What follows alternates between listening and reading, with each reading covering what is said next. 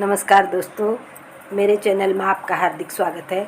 मैं आज आपको गीता का 6वां अध्याय सुना रही हूँ। ध्यान से सुने, पूरा सुनने का प्रयास करें। ओम नमो भगवते वासुदेवाय नमः, विष्णवे नमः, पितृदेवाय नमः। श्री भगवान बोले, जो पुरुष कर्म फल का आश्रय न लेकर करने योग्य कर्म करता वह सन्यासी था योगी है, और केवल अग्नि का त्याग करने वाले सन्यासी नहीं है, था केवल क्रियाओं का त्याग करने वाले योगी नहीं है। हे अर्जुन, जिसको सन्यास ऐसा कहते हैं उसी को तू ज्ञान जान, क्योंकि संकल्पों का त्याग न करने वाला कोई पुरुष योगी नहीं होता है। योग में आरूढ़ होने की इच्छा वाले मगनशील पुरुष के लिए योग की प्राप्ति में निष्काम भाव से कर्म करना ही हेतु कहा जाता है, और योगारूढ़ हो जाने पर उस योगारूढ़ पुरुष को जो सर्व संकल्पों का जिसमें अभाव है वही कल्याण में हेतु कहा जाता है। जिस काल में न तो इंद्रियों के भोगों में और न ही कर्मों में आसक्त होता है, उस काल में सर्व संकल्पों का त्यागी पुरुष योगारूढ़ कहा जाता है। अपने द्वारा अपना संसार समुद्र से उद्धार करें और अपने को अधोगति में न डालें, क्योंकि यह मनुष्य आप ही अपना मित्र है और आप ही अपना शत्रु। जिस जीवात्मा द्वारा मन और इंद्रियों सहित शरीर में जीता हुआ है, उस जीवात्मा तो वह आप ही मित्र है, और जिसके द्वारा मन इंद्रियों सहित शरीर नहीं जीता गया है, उसके लिए आप ही शत्रु के सदृश शत्रुता में बरतता है। सर्दी गर्मी और सुख दुखादि में तथा मान और अपमान में जिसके अंतरकरण की वृत्तियां भली बात शांत है, ऐसा स्वाधीन आत्मा वाले पुरुष के ज्ञान में सच्चिदानंद परमात्मा सम्यक प्रकार से स्थित है, अर्थात उसके ज्ञान में परमात्मा के सिवा अन्य कुछ नहीं है। जिसका अंतःकरण ज्ञान विज्ञान से तृप्त है, जिसकी स्थिति विकार रहित है, जिसकी इंद्रियां भली भांति जीती हुई हैं, और जिनके लिए मिट्टी पत्थर सुवर्ण समान है, वह योगी युक्त अर्थात भगवत प्राप्त है, ऐसा कहा जाता है।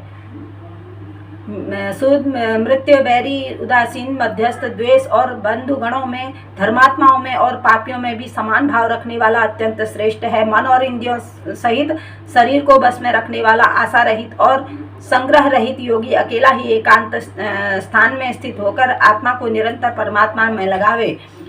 शुद्ध भूमि में जिनके ऊपर क्रमशः कुशा मृगछाला और वस्त्र बिछे हैं, और न जो बहुत ऊंचा है और न बहुत नीचा, ऐसे अपने को आसन में स्थित स्थापना करके उस आसन पर बैठ के चित्त और इंद्रियों की क्रियाओं को वश में रखते हुए मन को एकाग्र करके अंतःकरण की शुद्धि के लिए योग का अभ्यास करें। काया सिर और गले को समान एवं अचल धारण करके और स्थिर होकर अपनी नासिका के अग्रभाग पर दृष्टि जमाकर अन्य दिशाओं को न देखता हुआ ब्रह्मचारी व्रत में स्थित भय रहित भली भांति शांत अनुकरण करने वाला सावधान योगी मन को रोककर मुझ में चित्त वाला मेरे परायण होकर स्थिर होवे।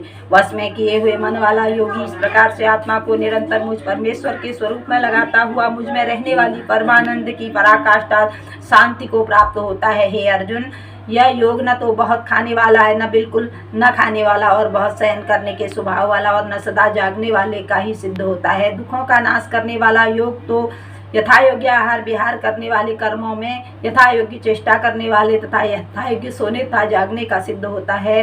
अत्यंत वश में किया हुआ चित्त जिस काल में परमात्मा ही भली भांति स्थित हो जाता है, उस काल में संपूर्ण भोगों से स्पृहा रहित पुरुष योग युक्त है, ऐसा कहा जाता है। जिस प्रकार वायु रहित स्थान में स्थित दीपक चलायमान नहीं होता है, उसी वैसी उपमा परमात्मा के ध्यान में लगे हुए योगी के जीते हुए चित्त की कही गई है। योग के अभ्यास से निरुद्ध चित्त जिस अवस्था में उपराम हो जाता है, और जिस अवस्था में परमात्मा के ध्यान से शुद्ध हुई सूक्ष्म बुद्धि द्वारा परमात्मा को साक्षात्कार करता हुआ सच्चिदानंद घन परमात्मा में ही संतुष्टि रखता है, और इंद्रियों से अतीत केवल शुद्ध हुई सूक्ष्म बुद्धि द्वारा ग्रहण करने योगी जो अनंत आनंद है, जिसको जिस अवस्था में अनुभव करता है, और जिस अवस्था में स्थित वह योगी परमात्मा के स्वरूप से विचलित होता ही नहीं। परमात्मा की प्राप्ति रूप जिस लाभ को प्राप्त होकर उससे अधिक दूसरा कुछ भी लाभ नहीं मानता, और परमात्मा प्राप्ति स्वरूप जिस अवस्था में स्थित योगी बड़े भारी दुखों से भी चलायमान नहीं होता है, जो दुख रूप संसार के संयोग से रहित है तथा जिसका नाम योग है, उसको जानना चाहिए। वह योग न उकताए हुए अर्थात धैर्य और उत्साह युक्त चित्त से निश्चय पूर्वक करना कर्तव्य है। संकल्प से उत्पन्न होने वाली संपूर्ण कामनाओं को निशेष रूप से त्याग कर और उनके मन इंद्रियों के समुदाय को भी सभी ओर से भली भांति रोक कर क्रम से अभ्यास करता हुआ उपरति को प्राप्त हो तथा धैर्य युक्त बुद्धि द्वारा मन को परमात्मा में स्थित करके परमात्मा के सिवा और कुछ भी चिंतन न करें। स्थिर न रहने वाला और चंचल मन जिस शब्दादि विषय के निमित्त संसार में विचरता है उस विषय को रोक कर यानी हटाकर इसके बार बार परमात्मा में ही निरुद्ध करें, क्योंकि जिसका मन भली भांति शांत है, जो पाप से रहित है, जिसका रजोगुण शांत हो गया है, ऐसे सच्चिदानंद ब्रह्म के साथ एक ही भाव होते हुए योगी को उत्तम आनंद प्राप्त होता है। वह पाप रहित योगी इस प्रकार से निरंतर आत्मा को परमात्मा में लगाता हुआ सुखपूर्वक परब्रह्म परमात्मा की प्राप्ति रूप अनंत आनंद का अनुभव करता है। सर्वव्यापी अनंत चेतन में एक ही भाव से स्थित रूप योग से युक्त आत्मा वाला तथा सब में संभाव देखने वाले योगी आत्मा को संपूर्ण भूतों में स्थिति और संपूर्ण भूतों को आत्मा में कल्पित देखता है। जो पुरुष संपूर्ण भूतों में आत्मरूप मुझ वासुदेव को ही व्यापक देखता है और संपूर्ण भूतों को मुझ वासुदेव के अंतर्गत देखता है, उसके लिए मैं अदृश्य नहीं होता हूँ, वह मेरे लिए अदृश्य नहीं होता। जो पुरुष एक ही भाव में स्थित होकर संपूर्ण भूतों को भजता है वह योगी सब प्रकार से बरतता हुआ भी मुझ में बरतता है। हे अर्जुन, जो योगी भली भांति संपूर्ण भूतों को सम देखता है और दुख अथवा सुख को सभी में सम देखता वह योगी परम श्रेष्ठ माना गया है।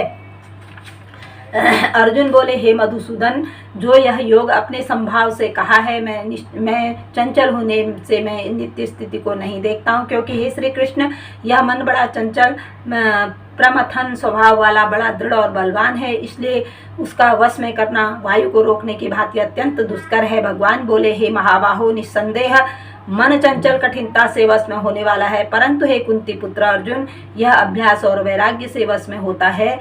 जिसका मन वश में किया हुआ नहीं है ऐसे पुरुष द्वारा योग्य दुष्प्राय है, और वश में किए हुए मन वाले प्रयत्नशील पुरुष द्वारा साधन से जिनका प्राप्त होना सहज है, यह मेरा मत है। अर्जुन बोले, हे कृष्ण, जो योग में श्रद्धा रखने वाला है किंतु सन्यासी नहीं है, इस कारण जिसका मन अंतःकाल से योग में विचलित हो गया, ऐसा साधक योग की सिद्धि को अर्थात भगवत साक्षात्कार को प्राप्त न होकर किस गति को प्राप्त होगा। हे महाबाहो, क्या यह भगवत प्राप्ति के मार्ग में मोहित और आश्रय रहित पुरुष छिन्न भिन्न बादल की भांति दोनों ओर से भ्रष्ट होकर नष्ट तो नहीं हो जाता?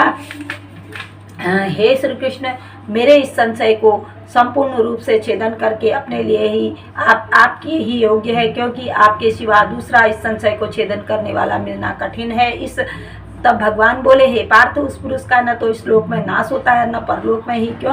क्योंकि हे प्यारे, आत्मोद्धार के लिए अर्थात भगवत प्राप्ति के लिए कर्म करने वाला कोई भी मनुष्य दुर्गति को प्राप्त नहीं होता। योग दृष्ट पुरुष पुण्यवानों के लोगों को अर्थात स्वर्ग आदि उत्तम लोगों को प्राप्त होकर उसमें बहुत वर्षों तक निवास करके भी शुद्ध आचरण करने वाले श्रीमान पुरुषों के घर में जन्म लेता है, अथवा वैराग्यवान पुरुष उन लोकों में न जाकर ज्ञानवान कर्मयोगियों के ही कुल में जन्म लेता है। परंतु इस प्रकार जो ये जन्म है जो संसार में निस्संदेह अत्यंत दुर्लभ है, वहाँ उस पहले शरीर में संग्रह किए हुए बुद्धि संयोग को अर्थात समबुद्धि योग के संस्कारों को अनायासी प्राप्त हो जाता है। कुरुसूदन उसके प्रभाव से फिर परमात्मा की प्राप्ति रूप सिद्धि के लिए पहले से भी बढ़कर प्रयत्न करता है। वह श्रीमानों के घर में जन्म लेने वाला योग भ्रष्ट पराधीन हुआ भी पहले के अभ्यास से ही निसंदेह भगवान की ओर आकर्षित किया जाता है, तथा समबुद्धि रूप योग का जिज्ञासु भी वेद में कहे हुए सकाम कर्मों के फल का उल्लंघन कर जाता है। परंतु यह प्रयत्न पूर्वक अभ्यास करने वाला योगी तो पहले अनेक जन्मों के संस्कार बल से इसी जन्म में सिद्ध होकर संपूर्ण पापों से रहित होकर फिर तत्काल परम गति को प्राप्त हो जाता है। योगी तपस्वियों में श्रेष्ठ है, शास्त्र ज्ञानियों से भी श्रेष्ठ माना गया है, और सकाम कर्म करने वाले से भी योगी श्रेष्ठ हैं। हे अर्जुन, तुम योगी हो। संपूर्ण योगियों में जो भी श्रद्धावान योगी मुझ में लगे हुए अंतरात्मा से मुझको निरंतर भजता है, वह योगी मुझे परम श्रेष्ठ मान्य है। इस तरह से श्रीमद् भगवद गीता उपनिषद ब्रह्म विद्या योग शास्त्र श्री अर्जुन कृष्ण संवाद आत्म संयम योग नाम का 6वां अध्याय संपूर्ण हुआ। ओम नमो भगवते वासुदेवाय। ओम नमो भगवते वासुदेवाय। सर्वभूतात्मने नमः, परमात्मने नमः, पितृदेवाय नमः। जय